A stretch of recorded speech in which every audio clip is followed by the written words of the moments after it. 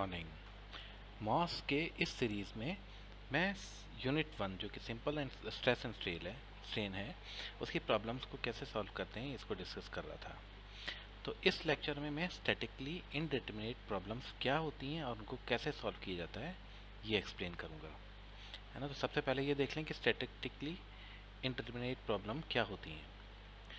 अब generally moss या mechanics की किसी भी प्रॉब्लम को सॉल्व करने के लिए हम सबसे पहले क्या करते हैं कि स्टैटिक इक्विलिब्रियम की इक्वेशनों को प्रॉब्लम में लगाते हैं, है ना, और फिर सॉल्व करते हैं। अगर कोई प्रॉब्लम इस तरह से सॉल्व हो जाती है तो वो स्टैटिकली डिटरमिनेट स्ट्रक्चर होती है। स्टैटिक इक्विलिब्रियम की प्रॉब्लम हम सबको पता है क्या होती है। Sigma F X is equal to 0, sigma F Y is equal to 0 and sigma moment जो लिया जाता है किसी एक सिंगल पॉइंट पे लिया जाता है तो उसके लिए वो पॉइंट यूज़ किया है इज इक्वल टू 0। वो पॉइंट कोई सा भी हो सकता है, आगे हम प्रॉब्लम करते हुए देखेंगे इस चीज़ को।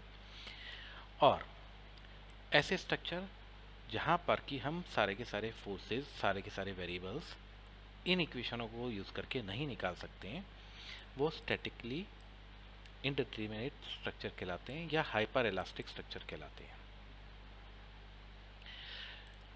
तो हमारे पास में जो इक्विलिब्रियम की इक्वेशन है that are not sufficient to determine internal forces और रिएक्शंस जो स्ट्रक्चर पे होते हैं उनको हम सिर्फ इनसे पता नहीं कर सकते हैं। अगर हम इनको यूज़ करेंगे तो हम देखेंगे आगे एग्जाम्पल में कि हमारे पास में वेरिएबल्स तो ज़्यादा होंगे और इक्वेशन कम आएंगी।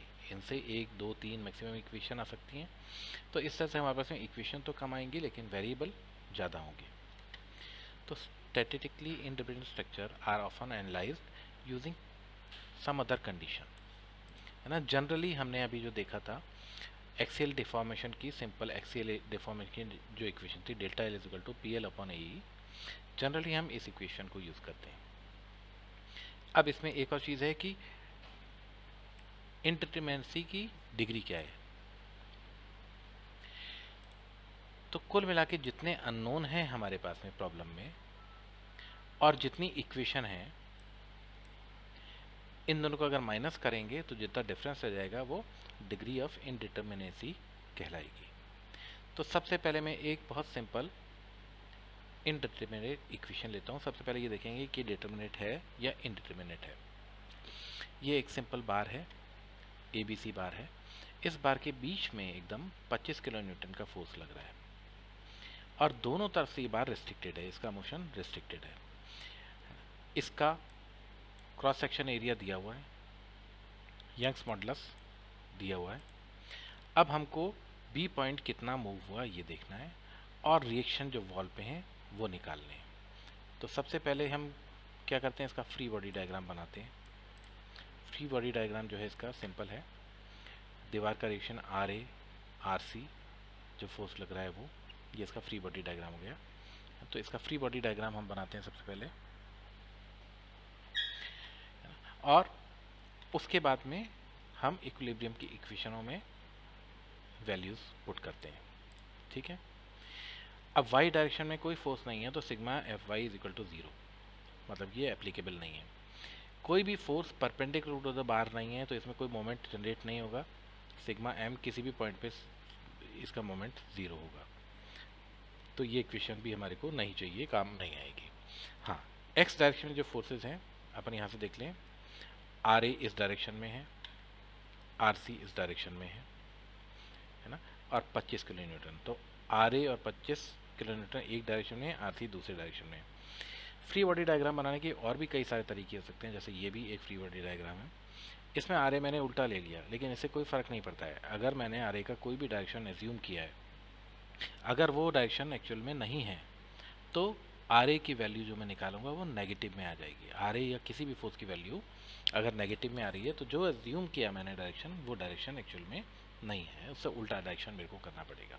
ये सिंपल सी चीज़ है ना। तो इस फ्री बॉडी डायग्राम को मैंने नहीं यूज़ किया, अभी इसको मैं यूज़ कर रहा हूँ। इससे मैंने फोर्स की इक्वेशन निकाली RA minus 25 plus RC, sorry RA plus 25 minus RC, क्योंकि ये दोनों एक ही डायरेक्शन में है। RA माइनस RC plus 25 and sum of all the forces is 0। अब इस इक्वेशन को देखें हम, इसमें हमारे पास दो अननोन है RA और RC। और इक्वेशन कितनी है, इक्वेशन सिर्फ एक ही है, तो ये किसी भी हालत में किसी भी तरीके से हम इसको सॉल्व नहीं कर सकते, ये हम जानते हैं, सिंपल अलजेब्रा है ना। तो अब इस प्रॉब्लम को ऐसे सॉल्व नहीं किया जा सकता, तो एक स्टेप अब हमको और लेना पड़ेगा, जो कि इस क्वेश्चन की बाउंड्री कंडीशन को देख के बनाया जाएगा, है ना, एक कंडीशन जिससे मैं एक और इक्वेशन बना सकूं। तो इस बार में एक खास बात है, इसका ना तो ए पॉइंट मूव कर रहा है ना सी पॉइंट मूव कर रहा है, मतलब कि इस बार का पूरा एलोंगेशन जो है वो है 0, ये बार एक्सटेंड नहीं होगी। ठीक बात है, बी पॉइंट मूव होगा लेकिन इस पूरी बार की लेंथ चेंज नहीं होगी। तो एक और मेरे को कंडीशन मिल गई। तो स्टेप 3 हमारा क्या होता है, to find one more condition from the problem, है ना, that we can do it by some boundary condition given in the problem. Boundary condition क्या है, support A and B are fix, so change in length of A B, इस bar की length में जो change है वो 0 होगा, है ना। इसका क्या मतलब हुआ, लेंथ ऑफ ए बी में जो चेंज आएगा that should be equal to length of B C, actually that is in negative direction, जितना इसकी लेंथ बढ़ेगी उतना बी सी की लेंथ कम होगी, लेकिन इनकी दोनों की न्यूमेरिकल वैल्यू सेम रहेंगी। अभी मैं न्यूमेरिकल वैल्यू की बात कर रहा हूँ। तो change in length of A B should be equal to change in length of B C. अब चेंज इन लेंथ का फार्मूला मैं जानता हूँ, force into length upon area into Young's modulus, तो दोनों की वैल्यू में रख दूंगा, है ना।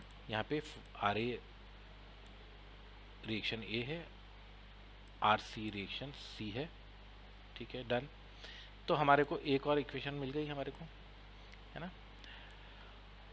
क्रॉस सेक्शन एरिया एक ही है, एक सिमिलर मटेरियल है, यंग्स मॉडुलस भी एक है, तो ये दोनों चीज़ें कट गई, है ना। तो कुल मिला के आर ए हो गया L C upon L A into R C, है ना। वैल्यू दे रखी है 2 मीटर और 3 मीटर, एल सी और एल ए की वैल्यू रख दी 3/2 आर सी, वैल्यू आ गई। तो ये मेरे को एक कंडीशन और मिल गई। अब मेरे पास में 2 वेरिएबल हैं और 2 इक्वेशन है, ये इक्वेशन नंबर सेकेंड हो गई, है ना। तो आर ए की वैल्यू को मैंने इस इक्वेशन में पुट कर दिया, सिर्फ आर सी रह गया, यहाँ पे आर सी की वैल्यू कैलकुलेट कर ली, है ना। आप लोग खुद करके देख सकते हैं आराम से, बहुत सिंपल अलजेब्रा है। R C is equal to 10 kilo newton, है ना, और R A is equal to 3/2 R C, वापस से 10 किलो न्यूटन की वैल्यू यहाँ पे पुट की, तो आर ए की वैल्यू 15 किलो न्यूटन आ गई, है ना। तो ये मेरे अननोन जो आर ए और आर सी फोर्सेज थे, ये अननोन फोर्सेज मेरे को मिल गए। अब हमारा क्वेश्चन था बेसिकली बी पॉइंट कितना मूव हुआ। इसका क्या मतलब हुआ कि बी सी की लेंथ कितनी कम हुई या ए बी की लेंथ कितनी बढ़ी, दोनों में से हम कोई सा भी चीज़ यूज़ कर सकते हैं। तो डेल्टा एल की इक्वेशन फिर यूज़ करेंगे, है ना, एलोंगेशन इक्वेशन जिसे कहते हैं। फोर्स ऑन बी सी या आर सी कोई दिक्कत नहीं है ना, length of B C upon area into E, जो क्वेश्चन में गिवन वैल्यूज़ हैं वो मैंने पुट कर दी और मेरा आंसर आ गया, है ना। ओके, एक यहाँ पे चीज़ देखने की है, जो जी पी ए होता है, Young's modulus is equal to 200 G P A. G P A जो होता है न्यूटन पर मिलीमीटर स्क्वायर के इक्वल होता है, सेम वैल्यू रहती है ना। यहाँ पर न्यूटन पर मिलीमीटर स्क्वायर चेंज हो जाता है। तो ये हमारी पहली प्रॉब्लम थी जो हमने सॉल्व की।